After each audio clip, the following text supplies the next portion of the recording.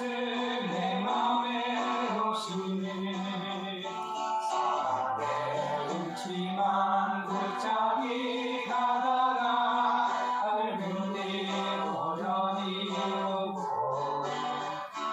저리 하늘 무난하게 보인도 주 예수 내 맘에 오시니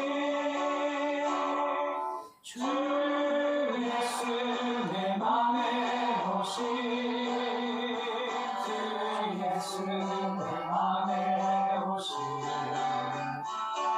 이때 내 맘에 기쁨이 넘치는 주 예수 내 맘에 오시니 나 이제 찬송에 올라가 살기를 주 예수 내 맘에 오시니 정성을 향하여 내가 곧 가리니 그 기쁨 믿을 데 없네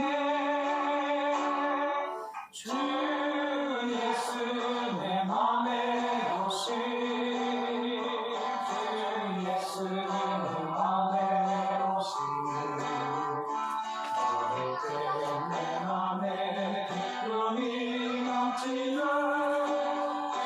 주 예수 내 맘에 오시니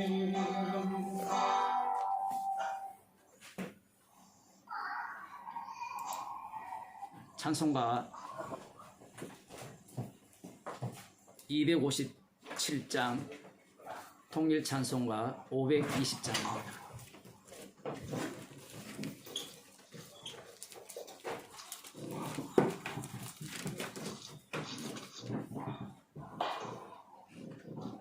찬송가 257장 통일 찬송가 520장입니다.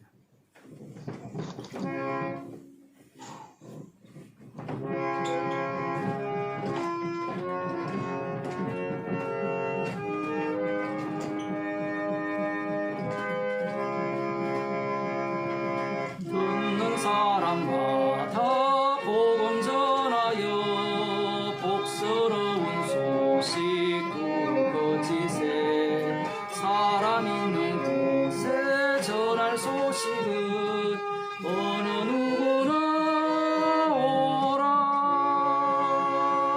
어느 누구나 주께 나오라 어서 와서 주의 말씀 들어라 하늘 아버지가 오라시니 어느 누구나 오라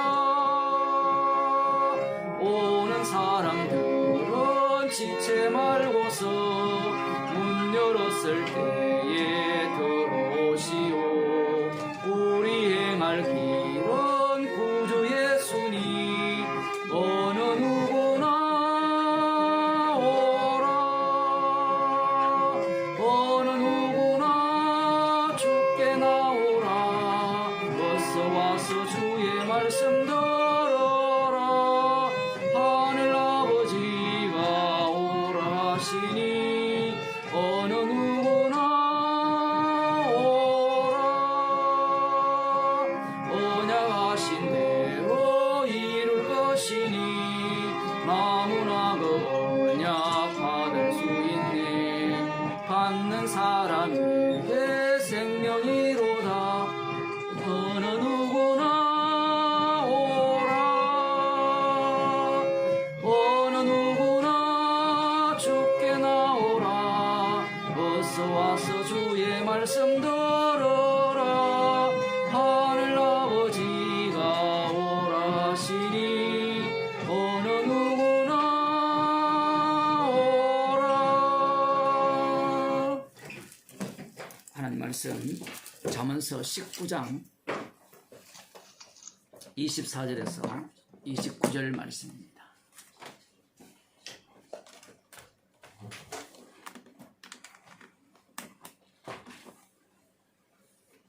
잠언서 19장 24절에서 29절 말씀을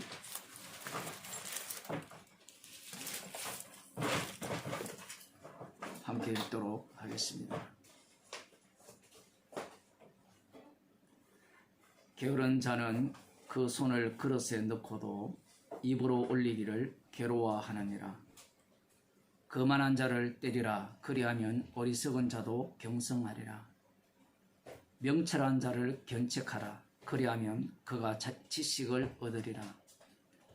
아비를 구박하고 어미를 쫓아내는 자는 부끄러움을 끼치며 능욕을 부르는 자식이니라. 내 아들아, 지식의 말씀에서 떠나게 하는 교훈을 듣지 말지니라. 망령된 정의는 공의를 업신여기고 악인의 입은 죄악을 삼키느니라.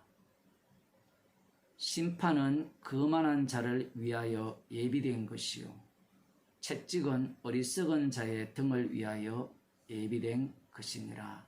아멘. 기도하시겠습니다. 이 땅에 오신 하나님께서 심판을 받으시고 채찍을 맞으심으로 지옥 갈 인생을 긍휼의 그릇으로 삼으셔서 주님의 피 공로만을 자랑하는 주의 백성으로 삼아주심을 감사드립니다. 오늘도 십자가로 다 이루신 생명의 말씀으로 저희들을 인도하여 주옵소서. 예수님 이름으로 기도드리옵나이다. 아멘. 하나님 말씀 사도행전 14장 24절에서 28절 말씀입니다.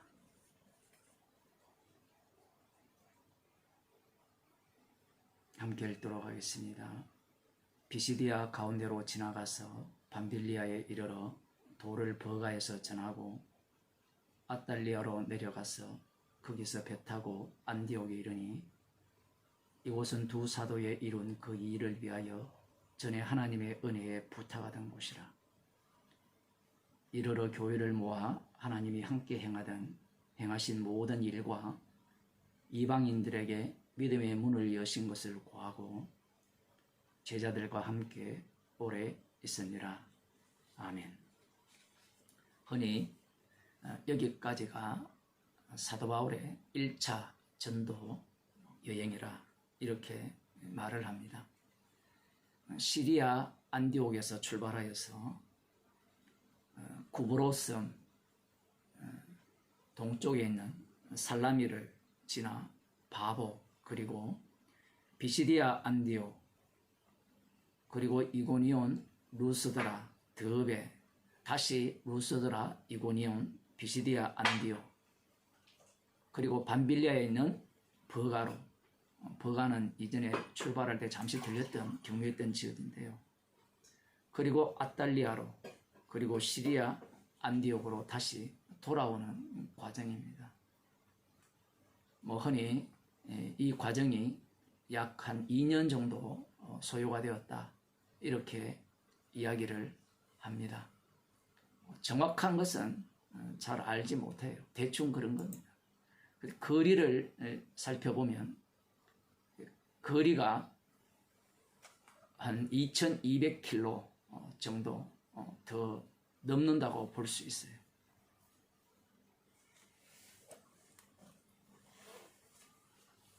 과거의 길을 생각하면 오늘날처럼 직선거리로 도로가 난 것이 아니기 때문에 길을 돌아 가는 그러한 길들로 보게 된다면 그것보다 훨씬 더 먼 거리를 복음을 전하였다 이렇게 볼 수 있습니다. 이 기간 동안 복음을 전하면서 사도 바울과 바나바가 여러 가지 일들을 겪었습니다.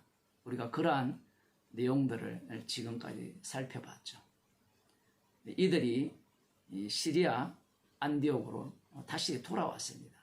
시리아 안디옥은 사도행전 13장을 보게 되면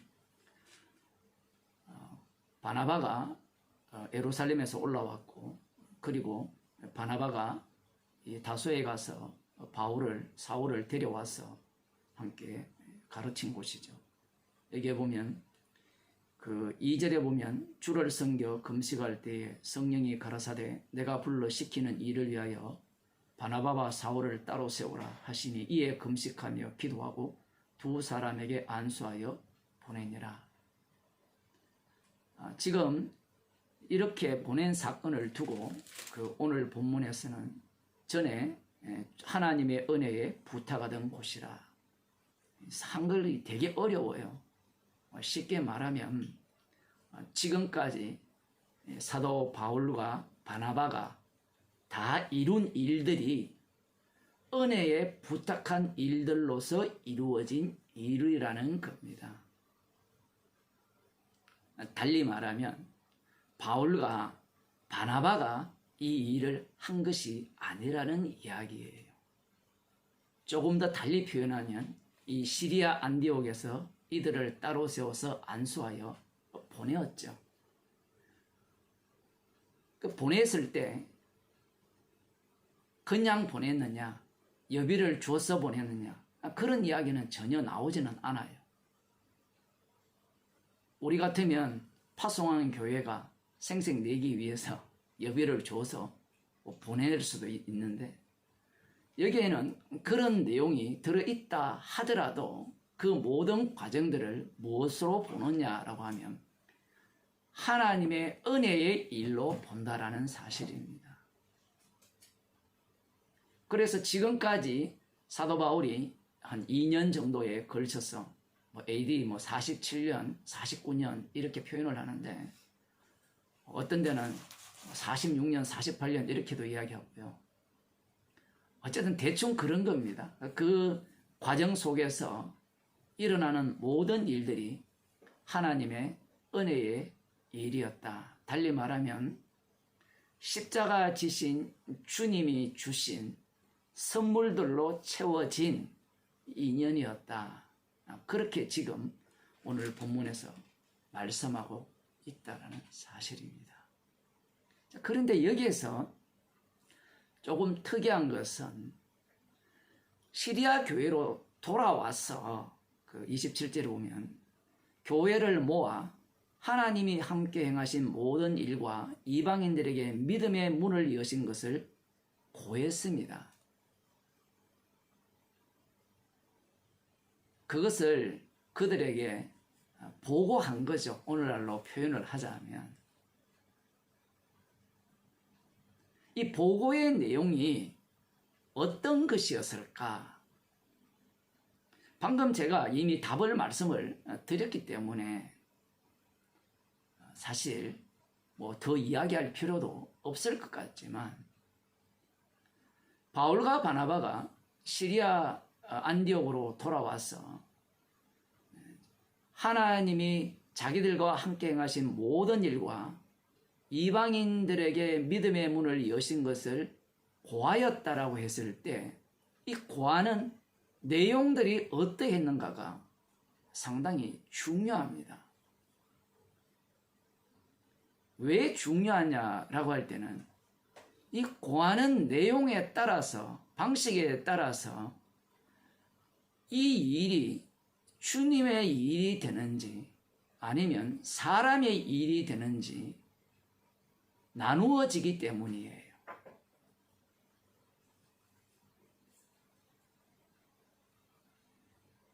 똑같은 일을 경험을 했는데 그 경험한 것들을 이 시리아 안디옥에 와서 보고를 할 때 그 보고하는 방식에 따라서 이 보고가 자기를 자랑하기 위한 보고인지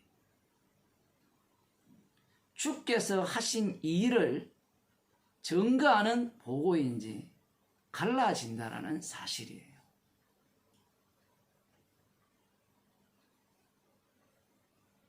우리 각자마다 다 감정이 다 있잖아요. 각자마다. 분명히 주님이 그러한 삶을 사시게 하신 것은 맞아요. 살게 하신 것은 맞죠. 그런데 그러한 것들을 우리 입으로 끄집어낼 때 한쪽은 십자가의 원수가 되고요. 다른 한쪽은 십자가를 증거하는 간증이 됩니다. 간증이라고 해서 무조건 부정적으로 볼 필요도 없습니다. 왜냐하면 성도가 복음을 전하는 몸 자체가 그 간증이잖아요.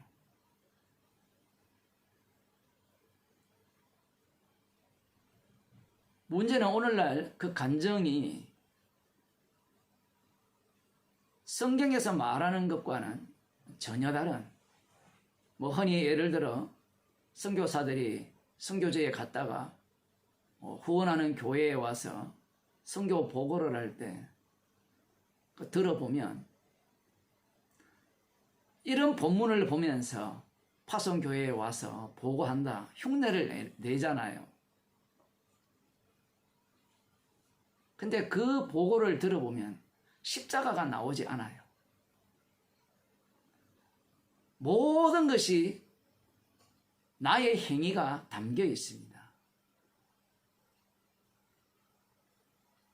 만일에 선교사가 자기를 파송한 교회에 가서 십자가를 전한다 라고 하면 후원금이 바로 끊어져 버리겠죠.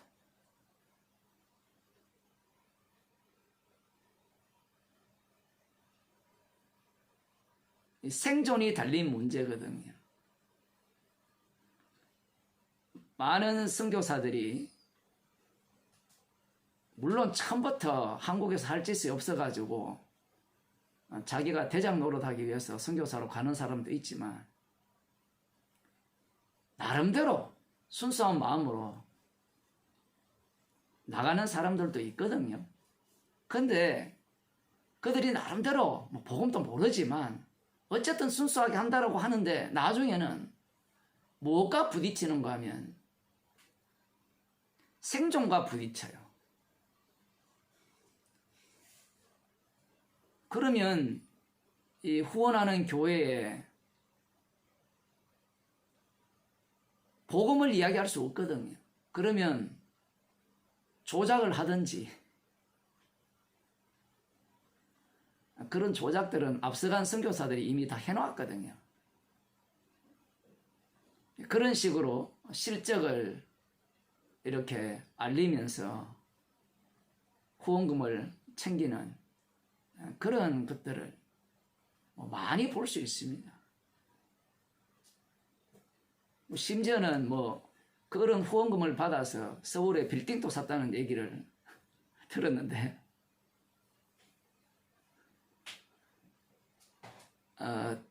고린도후서 12장을 한번 보겠습니다.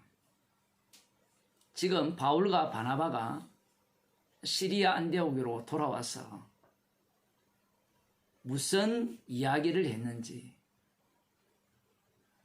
사실 우리들이 만일에 시리아 안디옥 교인들이라면 무슨 이야기를 듣고 싶습니까?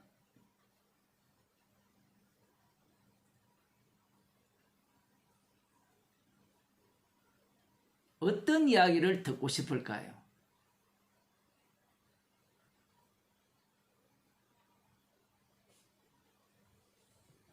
고린도후서 11장 23절을 보면 저희가 그리스도의 일꾼이냐 정신없는 말을 하거니와 나도 더욱 그러하도다. 이 고린도 교회에 그리스도의 일꾼이라고 하는 자들이 등장했습니다. 자칭 사도라고 하는 자들이 등장했어요. 우리들이 보기에는 성경을 읽는 구경꾼이기 때문에 이들은 거짓 사도다, 자칭 그리스도의 일꾼이다, 이렇게 주장하는 자들로 보일지 모르지만 고린도 교회에 속한 사람들은 그것을 잘 분별하지 못하는 겁니다. 왜냐하면 이들은 광명의 천사로 나타났기 때문에 그래요. 광명의 천사라고 하면 그것을 육에 속한 사람들은 분별할 수 없다라는 이야기예요. 육에 속했으니까 그럼 영에 속한 사람이 하는 것과 다르지 않느냐? 우리는 이렇게 이야기할 수 있는데 다르지 않아요. 그게 다른다면 명확하게 분별을 할 수 있잖아요. 사도 바울에 대해서 여러분들이 광명의 천사라고 생각합니까? 안 그러면 거짓 사도라고 생각합니까? 광명의 천사라 생각하죠. 이들도 마찬가지입니다. 그런데 이 광명의 천사로 이 가장한 둔갑한 이들과 진짜 주님이 세우신 사도 그리스도의 일꾼과의 그 차이가 무엇이냐? 거기에 대해서 지금 사도 바울이 이야기를 하는 겁니다. 17절에 보면 내가 말하는 것을 주를 따라 하는 말이 아니요 오직 어리석은 자와 같이 기탄 없이 자랑하노라. 야, 이런 말씀들이 되게 어렵거든요. 그 앞부분에 보면 16절에 보면 내가 다시 말하노니 누구든지 나를 어리석은 자로 여기지 말라. 만일 그러하더라도 나로 조금 자랑하게 어리석은 자로 받아라. 이 어리석다라는 말, 이것은 무엇과 대척관계에 있느냐라고 할 때는 십자가와 대척관계에 있습니다.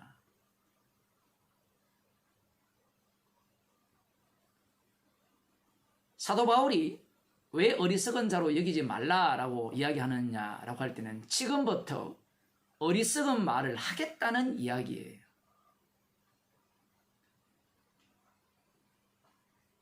그래서 후반부에 보면 그러하더라도 나로 조금 자랑하게 어리석은 자로 받으라 이렇게 이야기를 하는 거예요. 내가 지금 자랑을 하겠는데 이 자랑하는 것들은 어리석은 자가 하는 자랑이라는 겁니다.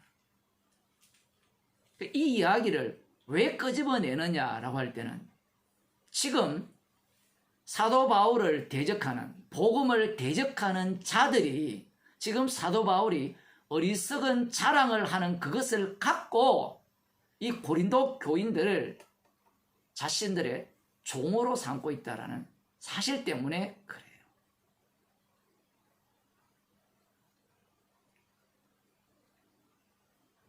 그래서 17절에 보면 내가 말하는 것은 주를 따라 하는 말이 아니요 오직 어리석은 자와 같이 기탄 없이 자랑하노라. 참 신기한 말을 하죠. 주를 따라 말하는 게 아니에요. 지금부터 하는 얘기가.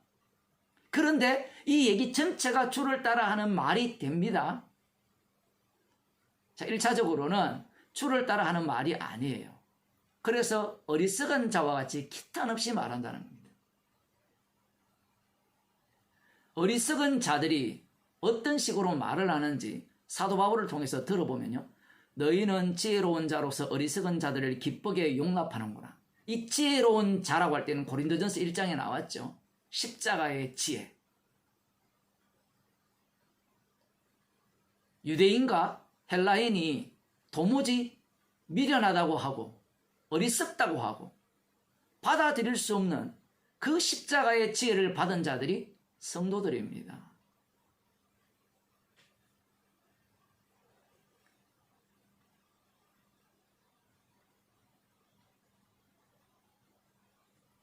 어리석은 자들이 기탄 없이 말한다고 할 때는 그들이 말하는 것 속에 십자가의 지혜를 제거시켰다는 거예요. 십자가의 지혜가 없는 겁니다.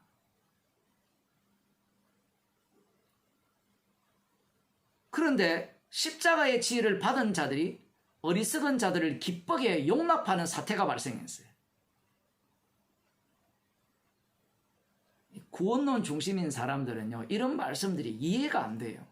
이미 십자가의 영을 받았는데 어떻게 어리석은 이 십자가를 대적하는 자들을 기쁘게 받는, 용납하는 일이 있을 수 있느냐? 한 번 구원은 영원한 구원인데 만일에 이 어리석은 자들의 이야기를 받아들이고 인정해버리면 십자가의 원수가 되는데 어떻게 이런 일이 가능하냐?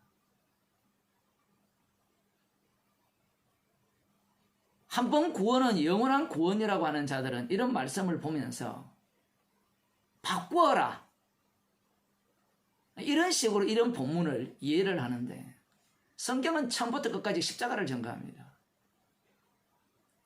십자가 중심이지 인간 구원 중심이 아니에요. 그것은 구약을 보면 더 뚜렷하죠. 이스라엘 중심입니까? 안 그러면 이스라엘을 만드신 언약 중심입니까? 언약 중심이죠. 그러니 이스라엘을 멸망시켜버리는 겁니다. 이 신약을 보는 인간들의 안목도 별반 다르지 않아요. 지금 이 말씀의 관심은 십자가이신 주님이 다 이루셨다는 데 있는데 인간들의 관심은 나의 구원에 있다라는 사실이에요.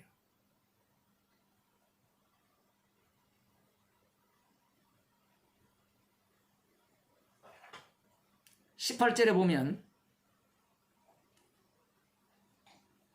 여러 사람이 육체를 따라 자랑하니 나도 자랑하겠노라.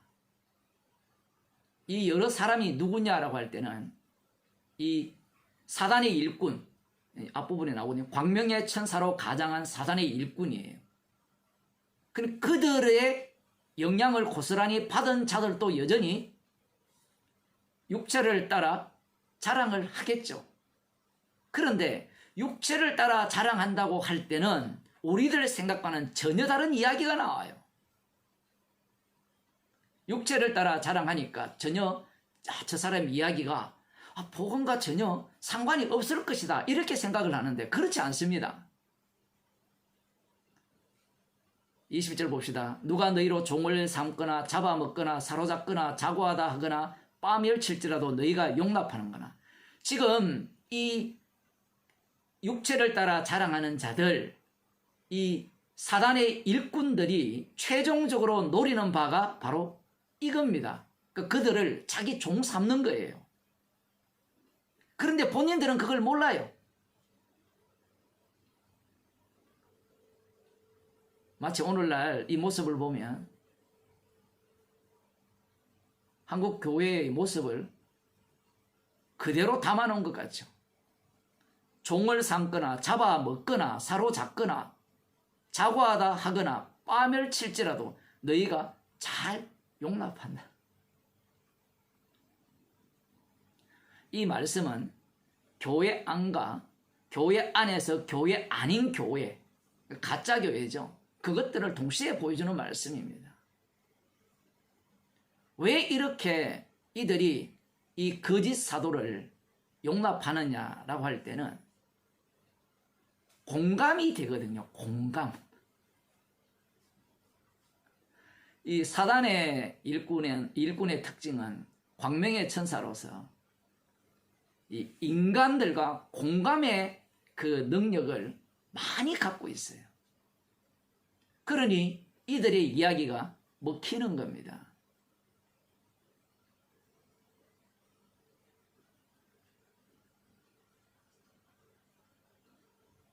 21절을 보면 우리가 약한 것 같이 내가 욕되게 말하노라. 그러나 누가 무슨 일에 담대하면 어리석은 말이나마 나도 담대하리라. 사도 바울은 약하다라는 거예요.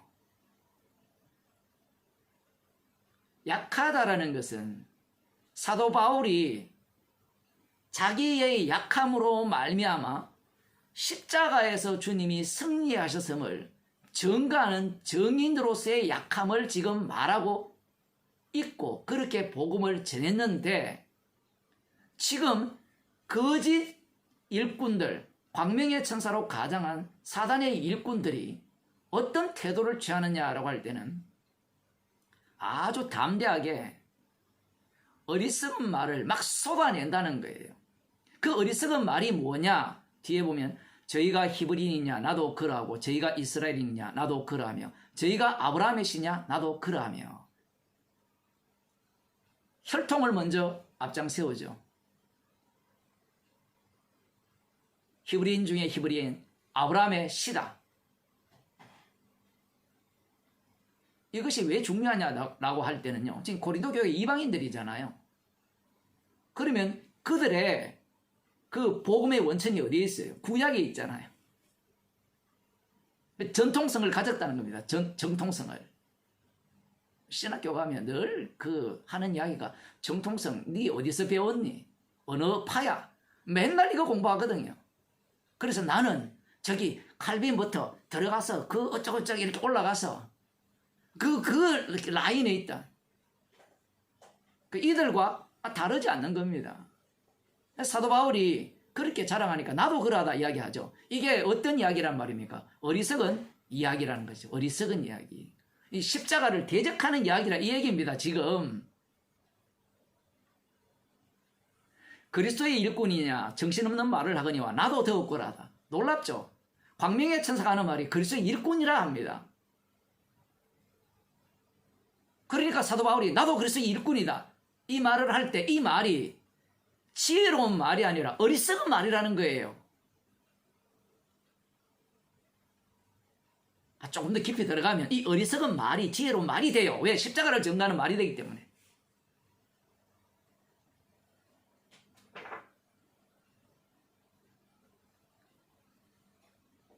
내가 수고를 넘치도록 하고 옥에 갇히기도 더 많이 하고 매도 수없이 맞고 여러 번 죽을 뻔하였으니 유대인들에게 40에 하나 감한 매를 5번 맞았으며 3번 태장으로 맞고 1번 돌로 맞고 3번 파선하는데 일주하로 기품에서 지냈으며 여러 번 여행과 강의 위험과 강도의 위험과 동족의 위험과 이방인의 위험과 시내의 위험과 광야의 위험과 바다의 위험과 거지 정죄 중의 위험을 당하고 또 수고하며 예습하고 여러 번 자지 못하고 줄이며 목마르고 여러 번 굶고 춥고 헐벗었노라.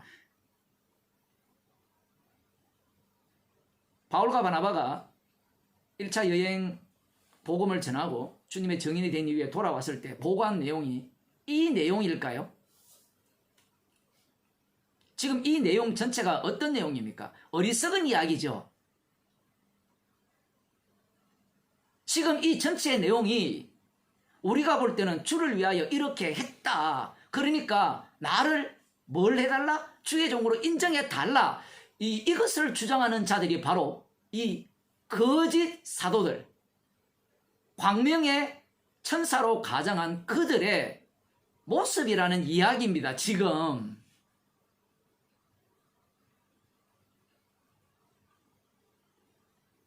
이야, 진짜 복음 때문에 엄청나게 수고했구나. 죽을 뻔했구나. 매도 맞았구나.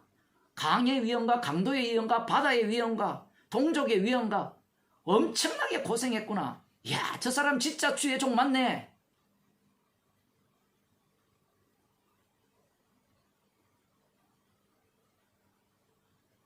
이런 것들을 자랑하고 있는 거예요. 누가? 거짓 사도들이.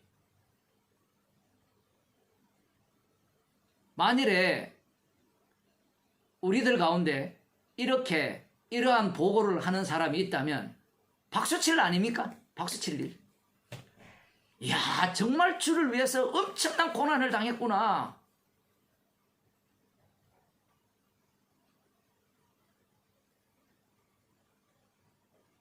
우리가 듣고 싶은 것, 바울과 바나바가 거의 2년 정도 복음을 전하는 가운데 사실 주님이 아셨죠. 주님이 아시면 이 전체 과정이 재인족이 개수밖에 안 나와요. 그런데 만일에 이 안디옥 교회가 기도하여 안수하여 보냈잖아요. 보냈으면 관심이 어디 있을까요? 야, 이들이 갔다가 뭐 했을까? 도대체 뭘 했을까? 그러면 이 사도 바울과 바나바가 돌아와서 지금 고린도후서는 AD 한 55년경에 서였다 하거든요. 3차 전도 여행 중에 서였다. 대충 이렇게 이야기를 하는데 어쨌든 1차도 여기에 들어가 있으니까 이러한 어떤 내용, 바다도 건넜잖아요. 배를 타고. 뭐 강을 건넜다는 건 없지만 여러 가지 위협을 당했잖아요. 그러면 그러한 보고들, 자신들이 얼마나 뛰어나게 능력 있게 복음을 전했는가, 그러한 보고를 인간들은 받고 싶어 하죠. 근데 오늘 우리가 이 본문을 보면 그들이 와서 보고를 했는데 반응이 시원찮죠. 고아였더라, 오래 머물렀더라, 끝이에요. 만일에 우리가 기대하는 것 같으면 고아였으면 그 다음 어떻게 해야 돼요? 박수 치고 기뻐하고 난리 법석을 떨어야 돼요. 근데 본문이 전혀 그렇게 기록되어 있지 않아요.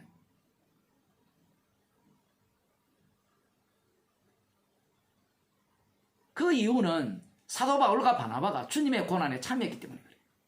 그런데 바울이 지금 하는 얘기를 보세요. 내가 매도 수도 없이 맞고 여러 번 죽을 뻔하였고 유대인들에게 30에 가만 하나 매를 맞고, 이 얘기를 왜 하겠어요? 우리가 이런 본문을 많이 들었잖아요. 읽었잖아요. 그런데 앞뒤 본문을 보면 이것이 무슨 이야기입니까? 지자랑하는 이야기란 얘기예요. 지자랑하는 이야기. 나 사도다워. 나 진짜 사도야. 요게 바로 광명의 천사로 가장한 자들이라는 겁니다.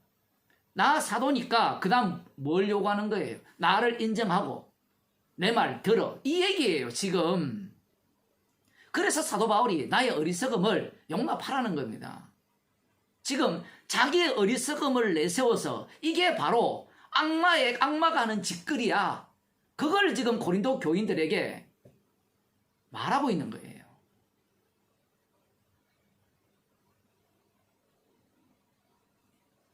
이 정도 되면 사도답잖아요. 안 그렇습니까? 이 정도 되면. 여러분이 잘 안 와닿는 것 같은데 아나니아와 삽비라가 재산의 절반을, 그 밭을 판 돈의 절반을 연보를 했잖아요. 그 정도 되면 성령 충만 받았다고 할 만하지 않습니까? 같은 이야기예요. 드러나기 전까지는 몰라요, 그걸. 그런데 사도 바울은 성령 받은 사람이죠.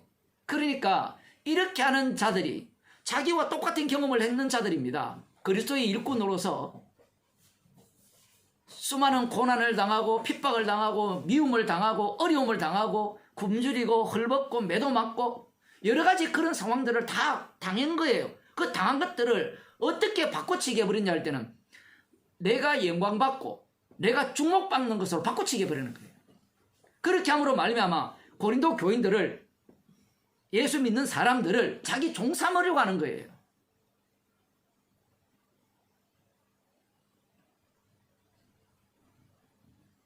그런데 사도 바울이 이것과 무엇을 비교하는가?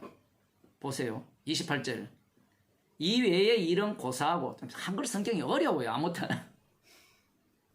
완전히 이것과 전혀 다르게 이야기입니다. 표현을 하면 오히려 날마다 내 속에 눌리는 일이 있으니 곧 모든 교회를 위하여 염려하는 것입니다. 이건 지금 비교가 안 된다 이 얘기입니다. 쉽게 말하면 내가 진짜 눌리고 염려하는 거는 뭐냐? 뭐 강의 위협, 강도의 이거 아니라는 얘기예요.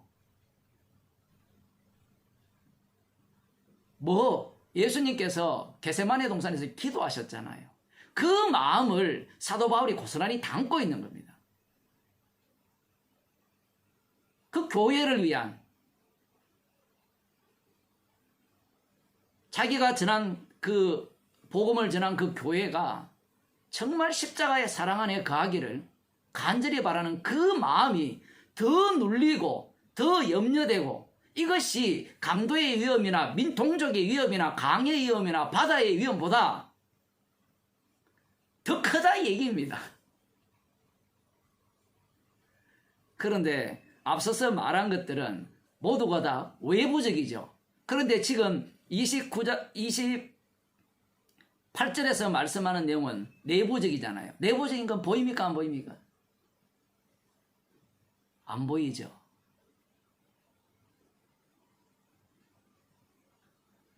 인간들은 어디에 주목합니까? 외부를 주목하죠. 외형적으로 한 것.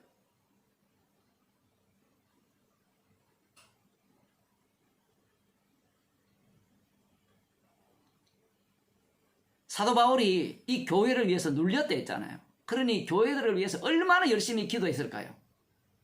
그런 것들은 눈에 안 보여요. 그러면 뭐가 눈에 보입니까? 재산 팔아서 가난한 자에게 다 주고,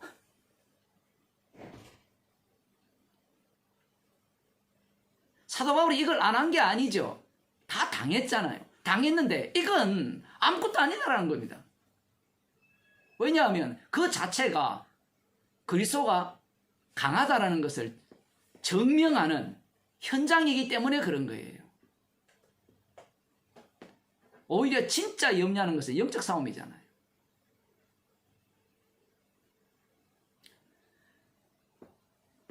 (29절을) 보면 누가 약하면 내가 약하지 아니하며 누가 실족하면 내가 애타하지 않더냐.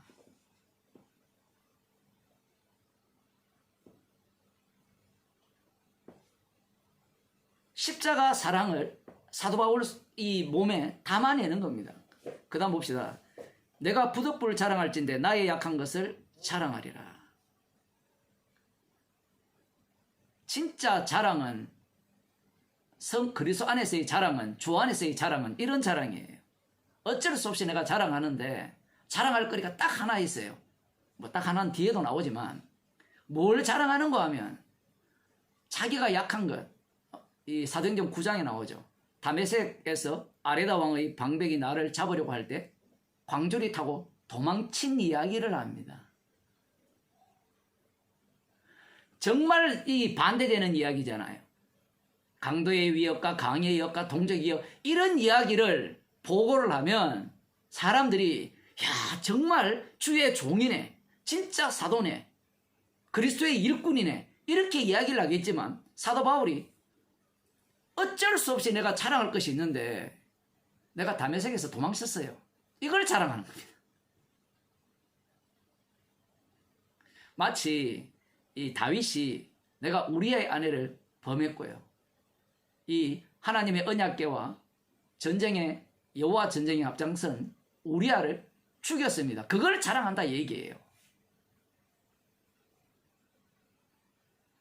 우리 같으면 다메섹에서 도망친 걸 자랑하겠습니까? 그 얘기를 꺼내고 싶겠어요?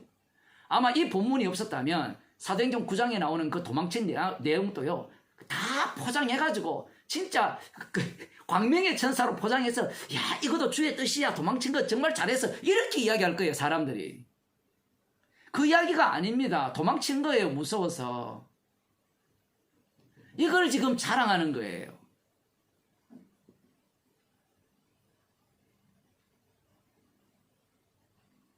(33절을) 보면 내가 강주리를 타고 덜 창문으로 성벽을 내려가 그 손에서 벗어났노라. 그 다음 또 12절에 12장 1절에 무익하나마 내가 부득불을 자랑하노니.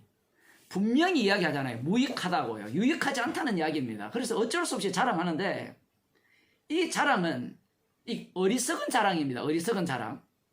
보세요. 내가 자랑하는 주의 환상과 계시를 말하리라. 내가 그리스도 안에 있는 한 사람을 아노니 14년 전에 그가 셋째 하늘에 이끌려 간 자라. 그가 몸 안에 있었는지 몸 밖에 있었는지 나는 모르거니와 하나님은 아시느니라. 내가 이런 사람을 아노니 그가 몸 안에 있었는지 몸 밖에 있었는지 나는 모르거니와 하나님은 아시느니라. 그가 낙원으로 이끌려 가서 말할 수 없는 말을 들었으니 사람이 가히 이르지 못할 말이로다. 내가 이런 사람을 위하여 자랑하겠으나 나를 위하여는 약한 것들 외에는 자랑치 아니하리라. 성경이 또 어렵죠. 내가 이런 사람을 위하여 자랑하겠다. 이 얘기가 그 헬라 성경을 보면 쉽게 말하면 자랑하는 그 인간들처럼 자랑한다면 그런 사람들처럼 이걸 자랑하겠다라는 얘기예요. 계시의 환상을 봤다는 이야기. 근데 이 내용도 보면요 정말 우리가 이해가 안 되죠. 왜냐하면 그 말할 수 없는 것을 봤으면 얘기를 해야 될 거 아니에요. 그렇잖아요. 봤으면 알려줘야지. 근데 그 단어에 나오죠. 말할 수 없는 말을 들었고 사람이 가히 이르지 못할 말이고. 말로 표현 안 된다는 이야기거든요. 성경에 나오는 천국은 다 비유잖아요. 내가 삼천천에 올라가 봤다. 천국에 가봤다라는 얘기거든요. 근데 그 얘기를 지금 부득불 자랑한다는 것은 이것이 바로 어리석은 자랑이라는 이야기입니다. 사도 바울은 지금 십자가의 증인이지 이러한 것을 보았고 내가 예수 믿기 때문에 고난당하고 핍박당하고 복음 전하는 것 때문에 여러 교회에서 쫓겨나고 위협을 당하고 경제적으로 힘들게 살고 그걸 자랑하라고 사도 바울을 뽑은 게 아니에요. 우린 이런 걸 자랑하려고 하잖아요. 이런 걸 자랑하는 사람 한둘이 아니잖아요. 그 유튜브에 가면 간증하는 사람이 다 천국에 올라가 봤다 이야기하면서 성경을 읽어도 깨닫지를 못하는 겁니다. 지금 사도 바울이 이걸 부정적으로 얘기를 하거든요. 그런 자들은 다 어리석은 자예요. 십자가를 제거하는 자들입니다. 사도 바울은 나를 위하여는 약한 것들 위해 자랑치 아니하리라. 진짜 자기를 위한다면 약한 것을 자랑해야 돼요. 진짜 자기를 위한다면. 그런데 우리가 보기에는 진짜 자기를 위한 것이 앞서서 나오는 낙원에 가봤다, 아니면 그리스도의 일꾼으로서 수많은 고난과 핍박과 환난을 당했다, 이것이 나를 위한 것 같잖아요. 사실은 이 땅에서는 자기를 위한 게 맞죠. 그렇게 이야기를 할 때 사람들에게 먹혀주잖아요.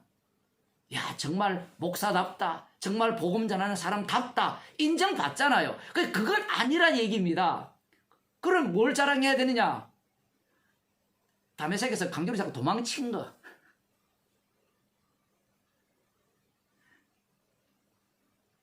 그런 걸 자랑하면 사람들에게 먹히겠어요. 목사는 복음을 전하니까 돈을 사랑 안 합니다. 저는 그 사례 하나도 안 주셔도 됩니다. 이런 걸 자랑하면 사람들에게 먹혀요. 먹히면 사람들이 돈을 내놔요. 거꾸로.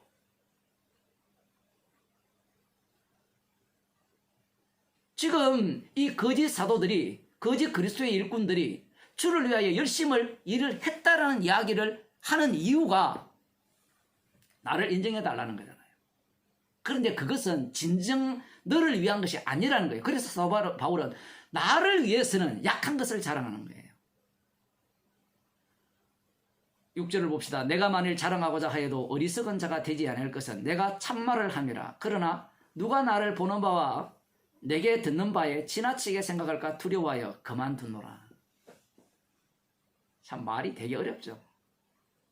지금 자랑을 쭉 했죠. 자랑을 하면서 두 가지 종류의 자랑을 냈죠. 하나는 강함을 자랑했고 다른 하나는 약함을 자랑했잖아요.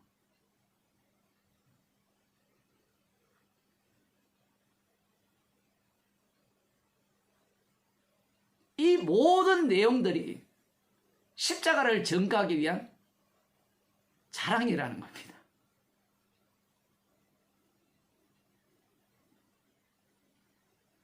(7절에) 여러 계시를 받은 것이 지극히 크므로 너무 자고하지 않게 하시려고 또 자랑하거든요. 뭘 자랑하는가 하면 내 속에 사단의 사자가 있어요. 충격적이죠. 사단의 사자라고 표현하니까 뭔가 고상한 것 같은데 마귀 새끼가 들어있다 이 말입니다. 내 속에. 그게 사단의 가시라 하거든요. 지금 이걸 자랑해요. 그런데 기도를 한 거예요. 이 사단의 가시를 떼달라고 3번이나 기도했는데 안 들어줬다는 겁니다. 여러분이 잘 아시다시피 사도 바울의 손수건이 뭐 병자도 고치고요, 사도 바울이 죽은 자도 살리거든요. 그 정도 능력이면 사단아 물러가라, 확 사단을 쫓아내야 안 돼요? 오늘날 무당 목사처럼 이야기한다면. 그런데 정말 사도 중에 사도인 사도 바울 속에 마귀가 살고 있어요.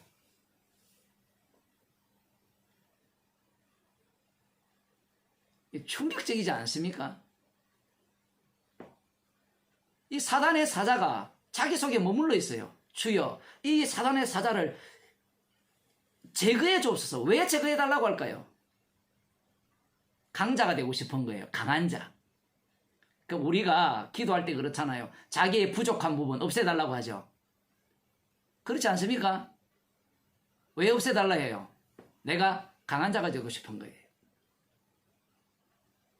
성격이 급하면 좀 이렇게 여유롭게 해달라고 기도하고, 화를 잘 내면 화를 안 내게 해달라고 기도하고, 주여 이게 사단의 가시입니다. 없애주옵소서. 왜? 없애면 그 다음 사람들로부터 대접받거든요. 인정을 받잖아요.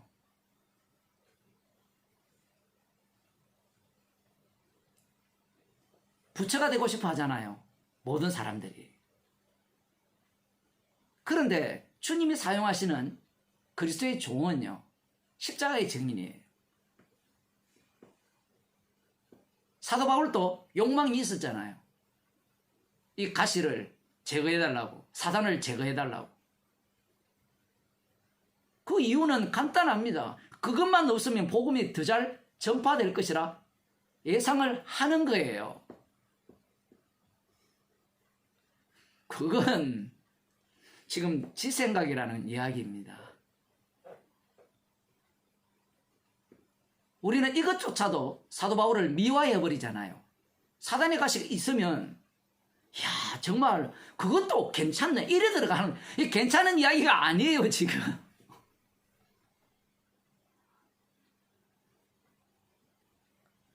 여러분의 얼굴을 보니까 별로 같이 공감이 안 되는 것 같은데.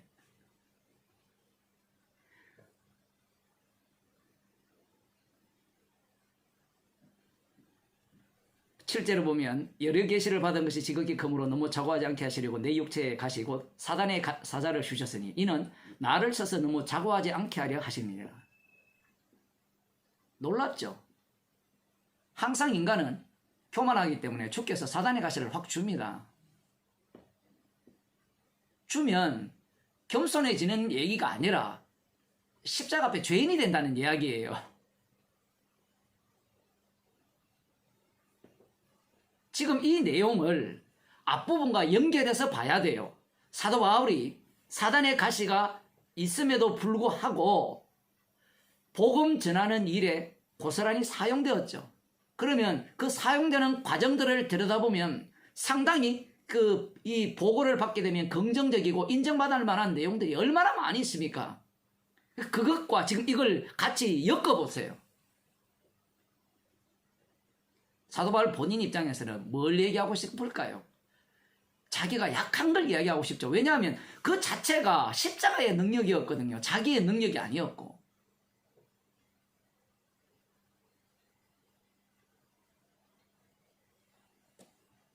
이것이 내게서 떠나기 위하여 내가 3번 주께 간구하였더니 내게 이르기를 내 은혜가 네게 족하도다. 이는 내 능력이 약한 데서 온전하여짐이라 하신지라. 참 놀랍죠. 능력이 약한 데서 온전하여진다. 하나님의 능력, 주님의 십자가의 능력은 약한 데서 온전해져요. 그러면 앞서서 매를 맞음으로 능력이 온전해지고 강의 위험을 받음으로 능력이 온전해지고 바다의 위협, 동족의 위협 이런 위협을 받음으로 주님의 능력이 온전해진다는 겁니다. 이 십자가의 능력이죠.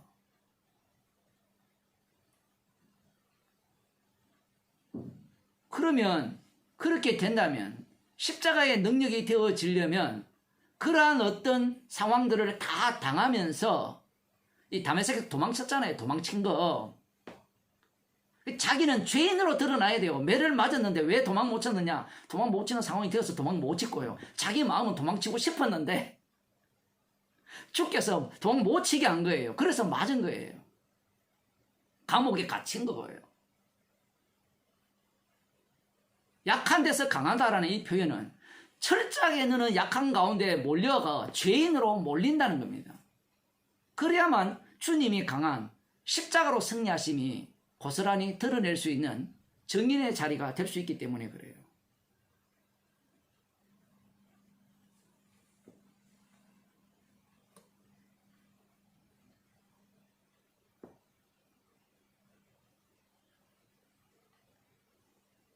구절 내게 이르시기를 내 은혜가 네게 족하도다. 이는 내 능력이 약한 데서 온전해집니다.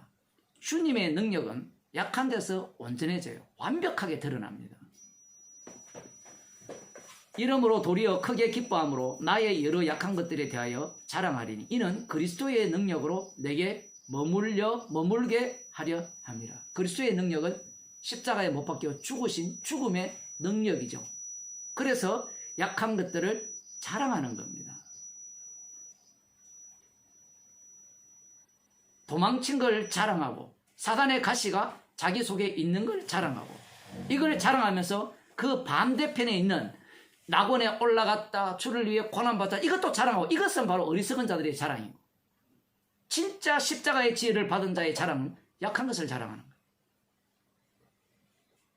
그러므로 내가 그리스도를 위하여 약한 것들과 능욕과 궁핍과 핍박과 곤란을 기뻐하노니, 이게 앞서서 이야기한 것과 비슷한 것 같은데, 여기 보면 능욕과 궁핍과 핍박과 곤란, 이 이야기를 하잖아요.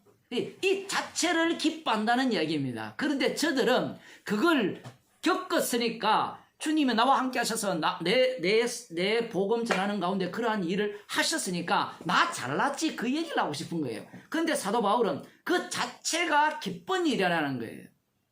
그 자체가.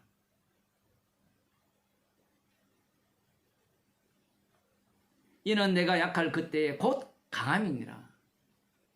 내가 강해지는 게 아니고 내가 약할 때에 주님의 십자가의 온전함이 드러나니까 그 자체가 강함이라는 거예요. 그걸 이긴다, 뭐 견딘다, 이 얘기를 하고자 하는 게 아니죠. 그 사건 속에서 십자가의 능력이 고스란히 묻어난다는 얘기입니다. 그러면 은혜가 촉하죠.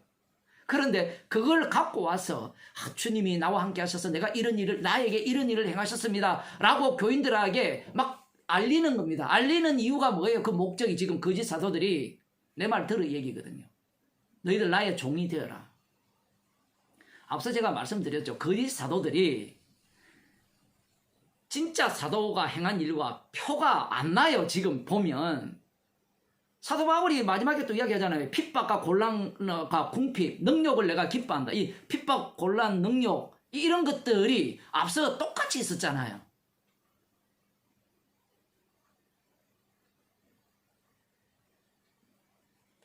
(11절) 내가 어리석은 자가 되었으나 너희가 억지로 시킨 것이니, 나오죠. 어리석은 자가 된 거예요. 결국은 이것은 십자가의 원수시 시대예요. 무엇이? 자랑하는 것이. 약한 것을 자랑해도 마찬가지예요. 왜 그런가 하면요, 약한 것을 자랑하면 또 사람들이 야, 우리 목사님 정말 또 약한 것도 자랑하시는구나, 저 정도 되면 얼마나 훌륭합니까? 또 이렇게 나오는 거예요. 사람들은. 그런 사람들이 얼마나 많아요. 나는 죄인 중에 개수입니다.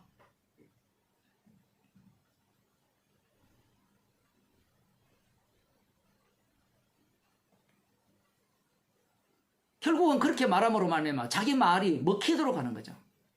내가 이만큼 주님 보시기에 합당한 주의 종이니까 너희들 까불지 마. 십자가 복음을 전해야 되는데 그들은 이런 말씀을 보면서 행위를 자꾸 내세우려고 해요. 행위를. 내가 어리석은 자가 되었으나 너희가 억지로 시킨 것이니 내가 너희에게 칭찬을 받아야 마땅하도다. 내가 아무것도 아니나 지극히 큰 사도들보다 조금도 부족하지 아니하니라. 지금 완전히 사도 바울이라면 여러분 비아냥 안 된다고 생각하잖아요. 지금 이 구절을 보세요.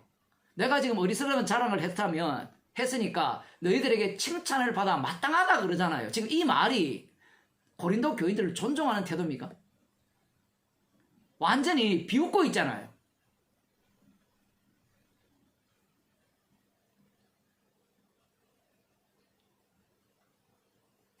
너희들 방식이라면, 거짓 사도의 방식이라면 나는 이런 당연히 칭찬받아야 된다는 겁니다.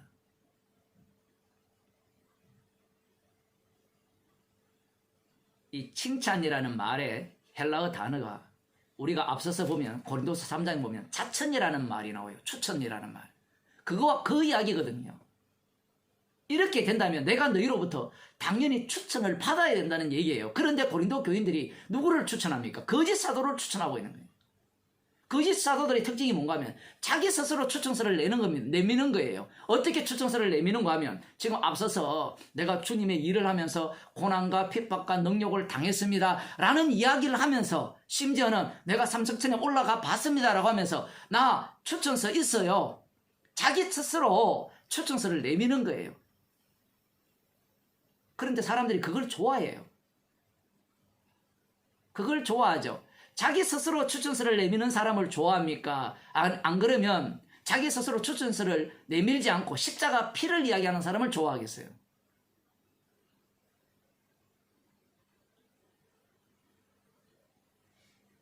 내가 인정하고자 하는 추천서를 받고 싶어 하잖아요. 교회가 목사를 초빙할 때, 추천서를 받을 때 그 추천서의 내용을 들여다보면 내 마음에 합한 사람을 뽑잖아요.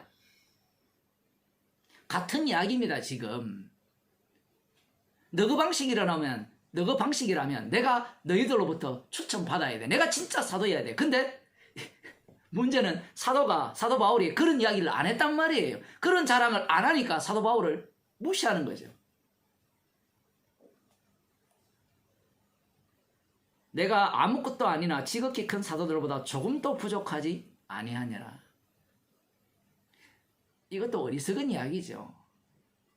그 상대가 지금 복음에 대해서 오해를 하고 있잖아요. 사도에 표된 것은, 여기에도 상당히 중요합니다. 사도에 표된 것은 내가 너희 가운데서 모든 참언과 표적과 기사와 능력을 행한 것이라. 이 본문도 상당히 어렵게 되어 있는데 왜 어려운가 하면 모든 참언과 표적과 기사와, 이게 지금 접속사로 되어 있는 것 같잖아요. 그렇지 않습니다. 모든 참언과 무엇을 이렇게 이 대치 관계에 두는가 하면요, 표적, 기사, 능력 행한 거예요. 물론 기적을 통해서 표적을 보여준 건데, 사도 바울이 사도된 증거를 어떻게 이야기를 하는가 하면, 사도에 표된 것을 표적과 기사와 능력을 얘기했다면 먹힐 거 아니에요, 상대들에게. 표적과 기사와 능력을 행하면, 사도행전을 보면 사람들이 박수 치잖아요. 인정하고. 그런데 여기에 모든 참음이 들어가 버립니다. 모든 참음이. 모든 인내가 들어간다는 것은, 그 인내는 왜 발생합니까? 고난과 핍박 때문에 인내가 발생하죠. 아니, 표적과 기사를 행했는데, 능력을 행했는데 무슨 인내가 필요해요? 사도행전에 봤잖아요. 루스드라에서 나면서 안전병이 된 자를 고치니까 자신을 어떻게 이야기합니까? 제우스 신이라고, 헤르메스 신이라고 칭송을 할 때 복음을 전해버리잖아요. 이것이 교회에서도 마찬가지예요. 교회에서도 똑같이 일어나는 거예요. 표적과 능력과 기적을 행할 때는 인정을 하는데, 거기에다가 십자가를 이야기를 하는 순간 오히려 공격을 해요. 사복음서에 일어난 사건과 똑같아요. 사복음서에 예수님이 다니면서 그 전체가 교회잖아요. 이스라엘 전체를 보게 되면 유대인들이잖아요. 그들 속에 예수님이 복음을 전할 때, 예수님 자신을 전할 때 그들이 예수님을 공격했잖아요. 그러한 내용이 지금 교회 안에 고스란히 들어온 거예요.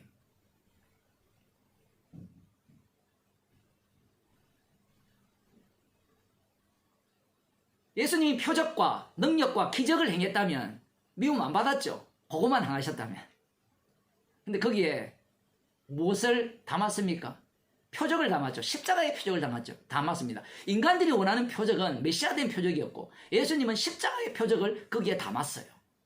그러니까 미움을 받았죠. 그 인내 속에서 주님은 십자가에 못 박혀 돌아가신 거예요. 그럼 사도 바울이 사도의 표된 것은 바로 이것이라는 겁니다. 그런데 거짓 사도들은 무엇을 앞장 세웁니까? 능력과 표적과 기적이에요.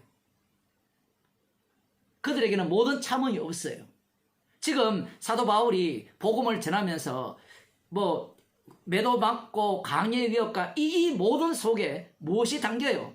참음이 담겼죠. 주님의 고난이 담겼다는 겁니다. 그런데 이 거짓 사도들은 이 내용을 무엇으로 바꿔치기 해요? 자기가 행했던 행함으로 바꿔치기 합니다. 그래서 이들에게는 무엇이 없느냐? 인내가 없어요. 표적과 기적과 능력은 있을지라도 무엇이 없느냐 할 때 인내가 없어요. 그래서 데살로니가 거기에 보면 이 마지막 때에는 거짓 선지자들이 기적과 능력으로 임하거든요.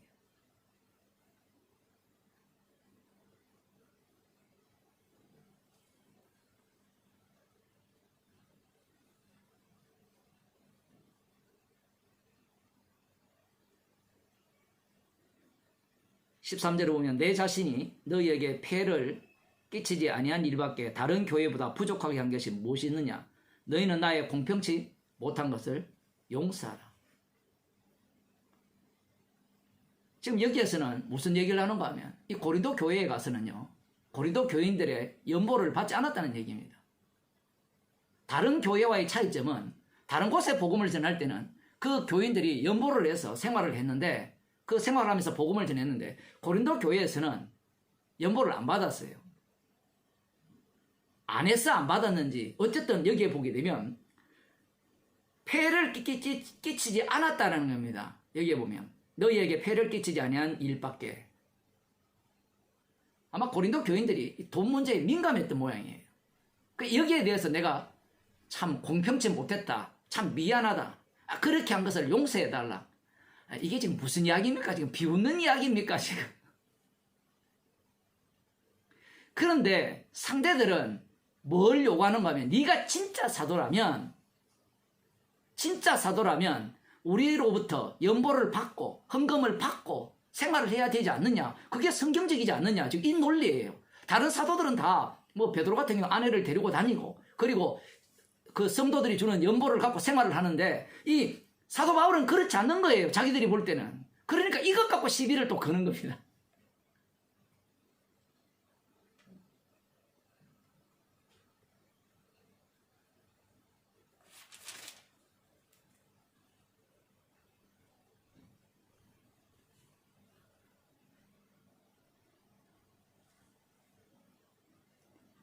사도 바울은 지금 저들을 그 거짓 사도와 이 광명의 천사로 가장한 그들을 자신이 행한 것들, 자신이 경험한 것들을 갖고 그것들을 갖고 얼마든지 거짓 사도가 될 수가 있고 광명의 천사가 될 수 있음을 지금 이야기하는 겁니다.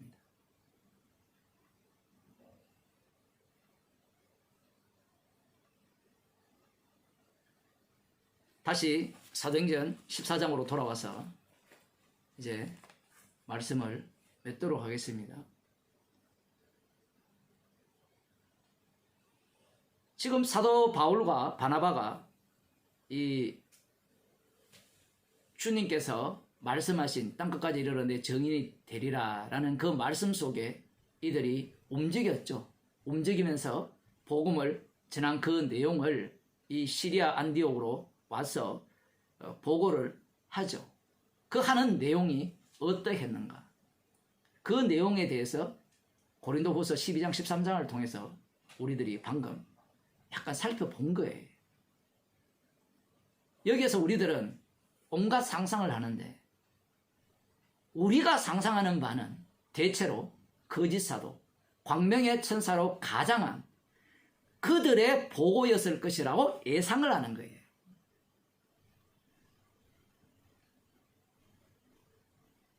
만일에 그런 시기였다면 지금 성경에 박수치고 환영하고 난리 났을 겁니다. 왜 그러한 내용이 없느냐라고 할 때는 이 내용을 듣는 자들이 이 시리아 안디옥 성도들, 교회들이죠. 그들이 주님의 고난에 함께 참여했기 때문입니다. 남의 일이 아니었어요. 바울과 바나바만 간 일이 아니었고 이들도 비록 시리아 안디옥에 머물고 있지만 주님의 죽으심과 부활로 다 이루신 그 십자가의 능력 속에 이들도 함께 있었다는 사실입니다. 우리가 기대하는 대로 사도 바울이 앞부분에 우리가 경험했던 그러한 것들을 마치 엄청난 경험으로 받으면서 이야 진짜 사도 바울 답네, 야 바나바 답네 이런 이야기를 듣기 위한 보고가 아니었다라는 겁니다. 그러면 보고는 간단하죠. 이방인들이 뭐 돌아왔다, 믿음을 여셨다 이 얘기는 언급하겠죠. 당연히 그 사건들이 어떻게 되어졌는가는 언급을 하는데 이 모든 일들이 어디에서 어디에 초점이 맞춰져 있나라고 할 때는 십자가에서 다 이루신 일이 우리들 목전에서 일어났다라는 보고를 하는 겁니다.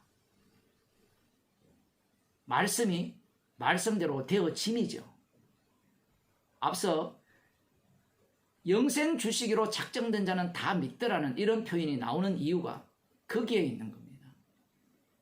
이 복음은 주님이 직접 전하시는 거예요. 인간들이 할 일이 없는 겁니다.